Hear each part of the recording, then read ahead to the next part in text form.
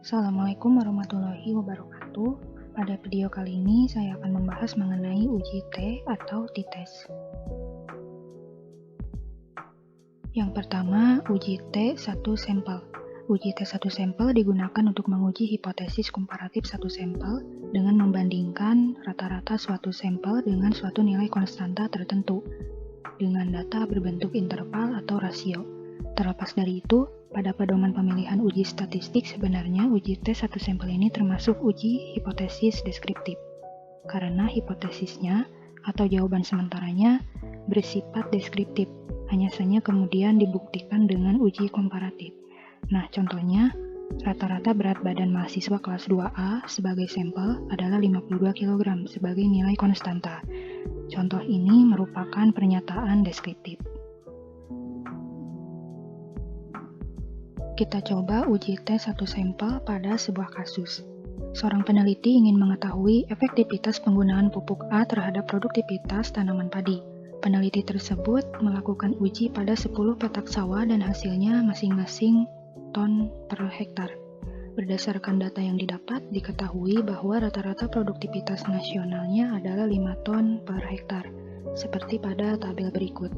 Nah, dengan alfa 5%, ingin diketahui apakah rata-rata produktivitas tanaman padi dengan penggunaan pupuk A sama dengan rata-rata produktivitas nasional. Yang pertama, seperti biasa pada variable view, kita masukkan di sini saya kasih nama produktivitas. Lalu untuk desimalnya diberi 1 karena data kita ada bilangan desimal di belakangnya. Lalu pada label saya beri nama produktivitas padi dan measure-nya scale. Pada data view, kita input data sesuai dengan tabel. Yang pertama kita perlu uji normalitas, klik analyze, descriptive statistik, explore. Kita pindahkan produktivitas ke dependent list. Klik plot, centang normality plot with test. Continue, lalu OK.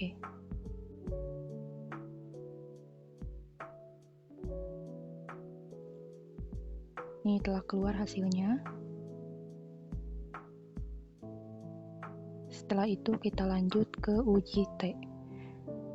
Klik Analyze, Compare Mean, One Sample t-test. Kita pindahkan produktivitas ke test variable. Kita lihat di option bahwa confidence intervalnya 95%, maka di sini test value-nya adalah 5. Lalu OK.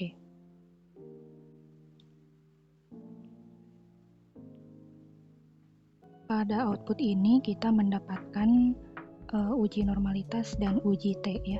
Nah, untuk uji normalitas kita lihat bahwa hasilnya untuk p-value Kolmogorov maupun Shapiro-Wilk.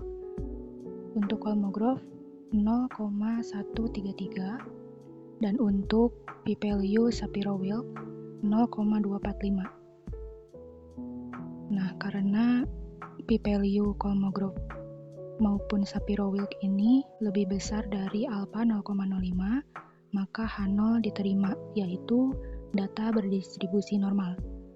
Maka uji T ini telah memenuhi syarat. Lalu lanjut ke uji T, kita mendapatkan output pada one sample test. Untuk T hitungnya itu 4,583, lalu T tabel berdasarkan ketentuannya karena alfa 0,05 maka T tabelnya 2,82. Lalu p-value pada one sample test, p-value total senilai 0,001. Nah, setelah itu kriteria uji yang kita gunakan adalah H0 yang ditolak karena T hitung lebih besar dari T tabel, yaitu 4,583 lebih besar dari 2,82. Atau kita bisa menggunakan H0 yang ditolak dari p-value. P-value lebih kecil dari alpha, yaitu 0,001 lebih kecil dari 0,05. Nah, setelah uji ini, kita mendapatkan kesimpulan bahwa rata-rata produktivitas tanaman padi dengan menggunakan pupuk A berbeda dengan rata-rata produktivitas nasional yang 5 ton per hektar, karena T hitung 4,583 lebih besar dari T tabel 2,82 atau p-value 0,001 lebih kecil dari alpha 0,05 sama dengan H1. Karena H1-nya yang diterima, maka H0 ditolak dengan taraf nyata 5%. Uji T berikutnya adalah uji T 2 sampel dependent. Digunakan untuk membandingkan rata-rata 2 sampel dependent ada atau tidaknya perbedaan rata-rata tersebut. Skala ukurnya rasio atau interval. Sampel berukuran kecil, yaitu kurang dari 30. Jenis uji hipotesisnya adalah komparatif numerik, yaitu membandingkan variabel numerik yang diukur secara berulang. Kriteria sampelnya berpasangan, di mana subjeknya dependen atau sama. Jumlah pengulangan dilakukan 2 kali pengukuran, yaitu sebelum dan sesudah. Kesimpulannya, uji T dependen ini merupakan uji hipotesis komparatif numerik berpasangan dengan 2 kali pengukuran. Analisisnya, untuk variabel dependen, jika dalam uji normalitas distribusinya normal, maka digunakan uji T dependen. Dan jika dalam uji normalitas distribusinya tidak normal, maka digunakan uji Wilcoxon. Kita coba uji T dependen pada sebuah kasus. Peneliti ingin mengetahui apakah ada perbedaan penjualan motor sebelum dan setelah adanya ketetapan kenaikan pajak kendaraan. Akan diteliti mengenai perbedaan penjualan sepeda motor merek A di sebuah kabupaten sebelum dan sesudah adanya ketetapan kenaikan pajak kendaraan. Data diambil dari 15 dealer dan data yang diperoleh adalah sebagai berikut. Yang pertama, seperti biasa pada variabel view, kita masukkan variabelnya yaitu sebelum dan sesudah. Untuk desimal kita nolkan karena data kita tidak ada bilangan desimal. Lalu pada label kita beri keterangan sebelum adanya ketetapan kenaikan pajak dan sesudah adanya ketetapan kenaikan pajak. Lalu untuk measure ini scale keduanya. Pada data view kita input datanya sesuai dengan tabel sebelum dan sesudah. Setelah itu yang pertama kita perlu uji normalitas terlebih dahulu. Klik Analyze, Descriptive Statistic, Explore. Kita pindahkan keduanya ke Dependent List. Lalu pada plot, kita centang Normality Plot with Test, Continue, lalu OK.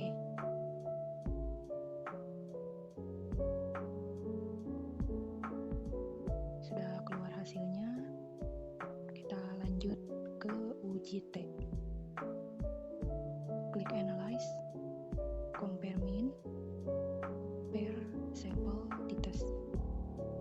Kita pilih keduanya, pindahkan keduanya ke pair variable.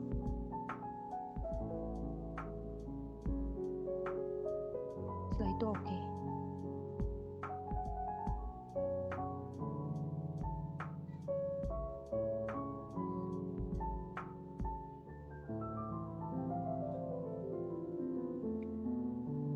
Pada output ini kita mendapatkan uji normalitas. Nah, untuk Kolmogorov-Smirnov, variabel sebelum p-value-nya 0,200 dan untuk variabel sesudah p-value-nya 0,200 sama. Dan untuk Shapiro-Wilk, variabel sebelum p-value-nya adalah 0,122 dan untuk variabel sesudah adalah 0,396.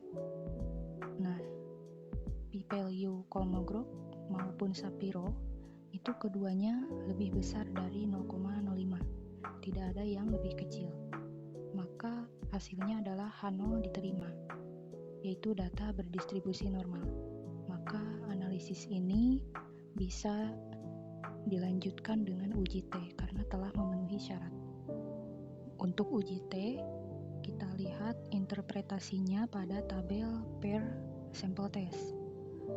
Nah, pada tabel pair sample test ini kita mendapatkan statistik uji bahwa T hitung dengan hasil 1,031 dan T tabelnya 2,144. Ini berdasarkan ketentuan T tabel karena alfanya 0,05. Lalu untuk p-value kita lihat pada signifikan to tail, yaitu 0,320. Nah, berdasarkan statistik uji tersebut, kita mendapatkan kriteria uji bahwa H0-nya itu diterima karena T hitung lebih kecil dari T tabel, yaitu 1,031 lebih kecil dari 2,144, atau kita menggunakan H0 yang diterima dari p-value 0,320 lebih besar dari alfa 0,05. Nah, setelah uji T ini kita mendapatkan kesimpulan bahwa secara empiris belum cukup bukti untuk menyatakan adanya perbedaan rata-rata. Tetapi dari analisis ini kita mendapatkan hasil bahwa rata-rata penjualan sepeda motor merek A di sebuah kabupaten sebelum dan sesudah adanya ketetapan kenaikan pajak adalah sama. Karena T hitung 1,031 lebih kecil dari T tabel 2,144 atau p-value 0,320 lebih besar dari alfa 0,05 sama dengan H0. Maka H0 diterima dengan taraf nyata 5%. Demikian untuk uji T dependent.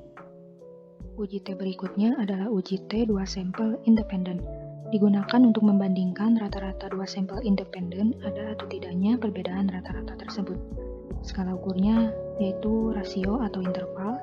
Jenis uji hipotesisnya komparatif numerik, yaitu untuk melihat perbedaan antara variabel numerik dengan numerik. Kriteria sampelnya tidak berpasangan, di mana subjeknya independen atau berbeda. Jumlah pengulangan dilakukan 1 kali pengukuran. Kesimpulannya, uji T dependent ini merupakan uji hipotesis komparatif numerik tidak berpasangan 2 kelompok dengan 1 kali pengukuran. Analisisnya, untuk variabel independen, jika dalam uji normalitas distribusinya normal maka digunakan uji T independen, dan jika dalam uji normalitas distribusinya tidak normal maka digunakan uji Mann-Whitney. Kita coba uji T independen pada sebuah kasus. Ingin diteliti apakah kelas A dan B memiliki rata-rata nilai ujian matematika yang berbeda. Seorang guru matematika di salah satu SMA negeri di Bogor ingin menguji apakah terdapat perbedaan nilai ujian matematika antara kelas A dan B. Guru tersebut mengambil sampel secara acak sebanyak 15 orang siswa dari masing-masing kelas. Berikut ini merupakan data nilai ujian untuk kelas A dan B. Yang pertama, pada variabel view kita masukkan variabelnya untuk nilai dan kelas. Untuk desimalnya 0 karena tidak ada bilangan desimal. Lalu pada label nilai ini kita beri keterangan label nilai ujian matematika, dan untuk kelas kelas. Nah, pada variabel kelas ini kita beri value. Untuk value 1 adalah kelas A dan value 2 untuk kelas B. Lalu untuk measure-nya nilai adalah scale dan kelas nominal. Pada data view kita input data dari tabel yang sudah digabungkan dengan pengkodean data. Nah, untuk tabel kelas A dan kelas B ini kita ubah menjadi tabel yang terdiri dari kolom nilai dan kolom kelas. Nah, untuk kelas ini kode 1 untuk kelas A dan kode 2 untuk kelas B. Kita input ke SPSS. Setelah diinput, kita lakukan uji homogenitas. Uji homogenitas ini dilakukan bisa secara bersamaan dengan uji T-nya. Klik Analyze, Compare Mean, Independent Sample T-Test. Untuk nilai ujian ke tes variabel dan kelas ke grouping variabel. Nah, kita definisikan grupnya. Grup 1 adalah kelas A dengan kode 1 dan grup 2 dengan kode 2 untuk kelas B. Continue. lalu oke.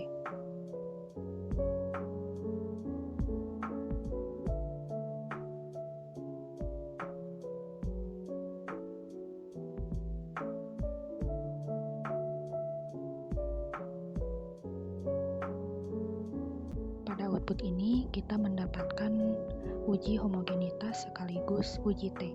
Yang pertama, uji homogenitas kita lihat pada tabel independent sample test di 11 test for equality of variance pada p-value atau signifikan. Sebagaimana hasil dari outputnya bahwa untuk uji homogenitas ini bahwa p-value-nya 0,784. P-value tersebut lebih besar dari alpha 0,05. Karena lebih besar maka H0 diterima. Dan data dinyatakan homogen. Maka uji T independen ini memenuhi syarat untuk analisis selanjutnya, yaitu uji T. Nah, selanjutnya untuk uji T kita mendapatkan statistik uji pada tabel independent sample test sama bahwa T hitung 12,704 dan T tabel 2,048. T tabel didapat berdasarkan ketentuan tabel T karena alpha 0,05. Lalu p-value-nya pada signifikan to tail keduanya adalah 0,000.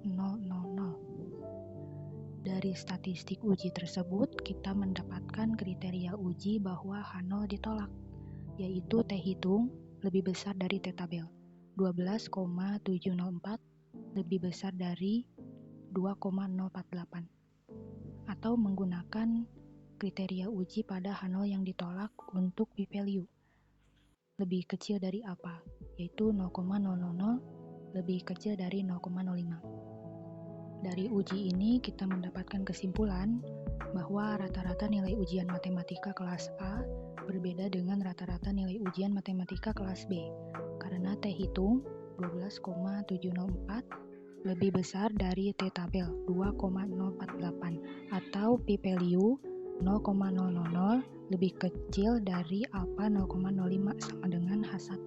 Karena H1 yang diterima maka H0 ditolak dengan taraf nyata 5%. Demikian untuk uji T independen dan seluruh uji T lainnya. Cukup sekian dari saya. Terima kasih. Wassalamualaikum warahmatullahi wabarakatuh.